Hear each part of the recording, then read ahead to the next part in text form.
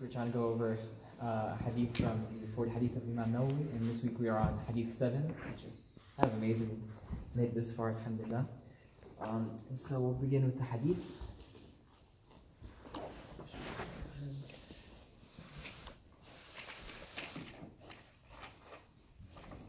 So عن أبي رقية تميم بن أوس الداري رضي الله تعالى عنه أن النبي صلى الله عليه وسلم قال: الدين نصيحة.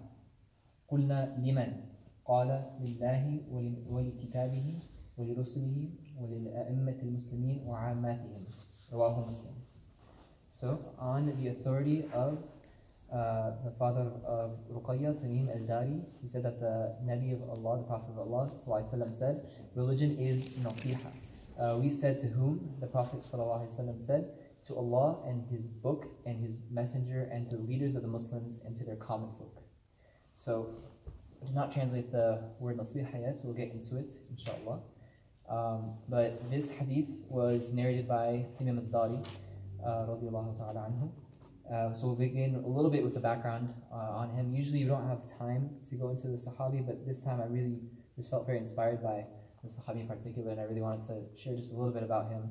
So he actually converted very late into the Prophet's lifetime. He converted in the 9th year of Hijrah. The Prophet passed away about the 10th year of Hijrah. So it was very towards the end. He was a Christian scholar beforehand. And he is known as Abu Ruqayya because he had only a daughter named Ruqayya. And he was known by, what he was really, really famous for was his tilawah of the Quran and his tahajjud prayers. So he'd pray all the night, like long nights, and he'd read Quran for very, very long periods of time. So I got these lectures from Sheikh Mufti Kalani, and he said that in the 15 to 20 different biographies he read about Tamim al-Dari, it said that in every single biography said that he would recite the entire Quran in one rak'ah. So he would have that kind of dedication. And there's a very famous place in Masjid Nabawi, where I don't know if it's still famous, but at least at the time it was famous. After he passed away, the Tabi'un and stuff would come and point to it and say, oh, this is where he spent the entire night in prayer. And one night he sat and he was just repeating one verse over and over again the whole night. And he cried, and it really touched him so much that he just cried the entire night. And let me see if I can pull it up here fast. And it was in Surah Al-Jathiyah. Ayah was أم حسب الذين اشترحوا السيئات أن نجعلهم كالذين آمنوا وعملوا الصالحات سواء محياهم ومماتهم ساء ما يحكمون. And so in this ayah it says, do the evildoers imagine that we shall make them equal to those who believe and do good, making their lives and deaths alike? How vile is their judgment? In this hadith, or in this ayah, he was reflecting on the fact, like, will he be from amongst those people who do the good or evil? And so he spent the entire night just reciting that one verse. He was very, very sincere. And in fact, he respected the salah so much that we said that he bought a gallon for 1,000. And it wasn't clear if it was dirham or dinar, which is like the difference between like a cent and a dollar maybe, but like he bought it for 1,000 and only for salah. He would only use that gallon for salah out of respect for the salah. And one man once came up to him, he said, how much Quran do you recite? And Tamim al-Dari got so upset. He's like, you look like the kind of guy who would recite Quran one night randomly and then wake up in the morning and tell everyone about it. And he said, like, I'd rather just pray 3 rak'ahs in secret, like a very small amount of worship, as opposed to reading the entire Quran and telling people about it. And so, that's the kind of person he was. He's also the person who was the first person to buy a lantern for the masjid. He was a trader and a traveler. He'd go to Damascus a lot. And when he went to Damascus, he saw that they had lanterns, and so he bought a lantern for the mosque, and he brought it back to Masjid Nabawi. Before this, after Maghrib time, people had trouble even seeing each other. It was so dark. And he was the first person to bring a lantern. The Prophet ﷺ came in one night, and his face was shining in the middle of the night, and it was a different experience. And he said, who was the one who brought this? And he said, oh, Tamim brought this.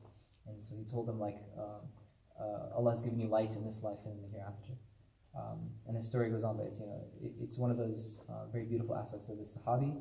And he's also the one who he came to Umar radiallahu anhu during his khilafah, and he said, can I give people reminders and give them like stories to encourage them? And he said, Umar was kind of hesitant. He's like, I don't want to add anything new, and I also don't want to like encourage storytellers to exaggerate and tell lies and do all these other things. Like, I don't want storytelling to kind of be a way for spirituality. And he said he insisted. And so Umar said, okay, fine, you can get the slot right before I give a khutbah on Friday, you can give advice to people. And people loved it so much, and Umar loved it so much that it became a weekly thing. And so Tamim did it all the way until Umar's death. And then after Uthman came and he said that he wants to do it not just once a week, but twice a week. And so there's also an ayah that says, that mentions like the people of knowledge who have knowledge of the books from amongst the Christians and Jews. And from the Sahaba, this refers really to three people, who was Salman al-Farsi, who spent his whole life going from scholar to scholar, from priest to priest, learning Christianity before Islam, and Abdullah bin Salam, who was a Jewish rabbi and who was a scholar, and Tamim al-Dari, who's also a Christian scholar. This kind of background on the person who narrated this hadith. There's a lot more to say about it, a lot of stories, but that's just kind of to give you a background. He narrates 18 unique hadiths from the Prophet ﷺ. None of them are technically in Sahih Bukhari, but this one's mentioned in Sahih Muslim. Bukhari like half references it because he makes a whole chapter title by this hadith, which is a way for Bukhari to include the hadith without actually including it. Anyway, so Imam Abu Dawud said that this hadith is about a fourth of faith. And we've heard this a lot, this mention of this is 1/4 of faith, 1/2, 1/3. And it's just to say that these hadiths, especially this first few hadiths in this collection, are so important, so foundational to our deen, that you can't really understand the deen without understanding these hadiths first. And Imam al-Nawawi himself said that, in fact, when he was commenting on Imam Abu Dawud's commentary, he said, it's not a fourth of the faith, it's actually the entirety of the religion. So what is this hadith that we're talking about so much? So he says, first thing, it says, Deen al-Nasiha, that's like the basic aspect of it. The deen, first of all, we define deen. It's not just religion, so the word you use to define it usually is religion, but it's more than just religion, it's more like an entire way of life, our entire outlook on life. And so deen, the nasiha, our beliefs, our understanding, the way we go about our lives, what is the deen? He says it is nasiha. What is nasiha? So nasiha, you always will translate it to advice, but it's more than just advice, it's sincerity, it's like purity. Nasiha comes from the root of nasaha, which means to purify something. So if you have like honey, for example, that you take out of a hive, you have a bunch of things mixed in there, pollen and the honey and the nectar and the wax. And so the act of purifying the honey from the wax and the pollen and all the impurities, that would be called like nasahtul asad. So that would be the nasiha of the honey. And so nasiha is to purify something completely like that. And so this applies to giving advice. And so this kind of teaches us how to give advice. You must be deeply sincere, make dua, really think about it deeply when you're giving someone advice, someone seeks advice from you. Give advice that's for the person, not with mixed intentions, trying to manipulate, do something that you want to do. And so these are kind of reflections that we can get out of it. And this is also in the Quran when it says Tawbatan Nasuha, comes from the same roots, like a sincere, pure repentance. And that's a concept mentioned in the Quran. It's the same root. And so a common issue that we have these days is like kind of like this not my problem attitude. And Hudayfa bin Yaman who said, the Prophet ﷺ said that the one who does not care about the affairs of other Muslims is not from them. And so if you don't care about the people around them and you're not sincere in trying to not just give them advice, but be a part of their affairs, you can't be considered from those Muslims. And so this kind of relates to us. Like we sit here, we see the Muslims of Syria and Burma around the world, the struggles that our sisters go through, our brothers go through, our converts go through. And if we don't really see ourselves in that and how we can either face the struggle with them or help them in that struggle, or at least feel in our hearts that we are with them somehow, then this kind of also puts into question, do we even belong amongst that group of people who are Muslims? And the Prophet ﷺ said that there are 6 rights that Muslims have over each other. So every Muslim owes another Muslim 6 things. One is that when you meet them, you say your salam. The other one is when someone invites you, you accept their invitation. When someone seeks advice, you give it sincerely. When someone sneezes, you say yarhamukallah. When someone is sick, you visit them. And when a Muslim dies, you follow their body. So you follow them, go through the janazah and the burial process. Ibn Ayyad says that 2 motivations for sincerity, if you want to break down sincerity, one motivation is fear. And this is kind of a shallow sincerity. So you might be, for example, at work afraid of getting fired or afraid of your boss, doing something bad to you or lowering your paycheck.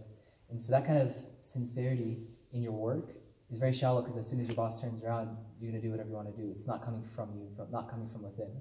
Whereas the other source would be love, and that kind of love is something that is very sincere because it doesn't matter what other people are doing. If other people see you doing the action or not, you will always be sincere in that action. So it's kind of like an internal motivation. And so we should have this love for humanity, but very few people kind of develop that love for each other around the world. So the Sahaba wanted clarifications because this kind of seems very vague. Deen al-Nasiha. So, what does that exactly mean? The Sahaba said, to whom? And another narration says, to whom ya Rasulullah? And from this we learn that there's like kind of an etiquette of saying Rasulullah. It's not just, to who? Muhammad. Like they don't say him by his first name. And scholars have kind of graded this that, in order to call on the Prophet ﷺ, the most respectful way would be Ya Rasulullah or Nabiyullah. And then after that would be by his kunya, Abu Qasim, and then lastly by his first name. So you should try to go by Rasulullah, which is the most respectful. And so he kind of points us in a certain direction. They say to whom or to what. And so the first thing he says is to Allah. And the language here kind of says, it seems like it's going like to Allah, but then you ask, like, does Allah need advice? And scholars who reflect on this, they say it's not about sincerity, not because Allah needs advice or needs sincerity from us. He doesn't need that for him. We need that for us. So it's about being sincere in our relationship to Allah. And that includes everything, like having sound faith. And that's our responsibility, to have that sound faith. And to acknowledge His favors for us, and to reflect on our relationship with Allah in the state that it is in, and if we're actually being sincere about it. And the next thing he mentions is sincerity to the Book of Allah. And this includes everything. It includes what it commands us to do, what it prohibits us from doing, what it tells us to think about when you're reading it, when you're reflecting. And also revelation in general as a source of knowledge. A lot of times this is a point of contention for many people. Their epistemology gets mixed up. It's, what is the most valid source of knowledge? And a lot of times we look towards, the endeavors of maybe science or math, or we look towards, like the history and, different like ways of getting to learn about the world, our senses, things that are tangible. These are all different theories of how we gain knowledge through the world. And one form of knowledge that's very unique is revelation. And it's been, it should be the most stable and sound source of knowledge for us as Muslims. And that's part of the sincerity to the Book of Allah, to the Quran, and its preservation. And the next one he says is to his messenger, ﷺ. And some other commentators have said it's not just a specific messenger like Muhammad ﷺ, but also all messengers, sincerity to all the messages that Allah has sent to mankind. And so, everything that the Prophet ﷺ did and said, learning about him, learning about his seerah, his struggles, his sacrifices for us, his hadith, like what we're doing right now, his message in general, learning about other prophets. This is all part of the sincerity to them. And then he says to the leaders of the Muslims, A'immat al-Muslimin. And so how you define leaders, there's two different broad categories. One would be the very technical political top spiritual leaders, or like scholars, so people who are like the Khalifat al-Muslimin or something, like some sort of like position of power over Muslims. And so a way to be sincere to them is to, scholars in the past have said, is to not rebel against them, to obey them, respect them, remind them when they're in error. These kinds of things keep a civil society in peace and functioning. And then there's also another layer of leadership, is local leadership. Someone who's the caretaker of the masjid, a local scholar, a teacher, tutor, a parent. These are all different forms of leadership. And so, to respect them, to follow them, to assume good of their intentions and their actions, to give them advice when they're in error, and to take their advice when they give it to you. That's all part of the respect we have for our local leaders as well. And then he said to the general Muslim population, the common person. So we owe sincerity to them as well.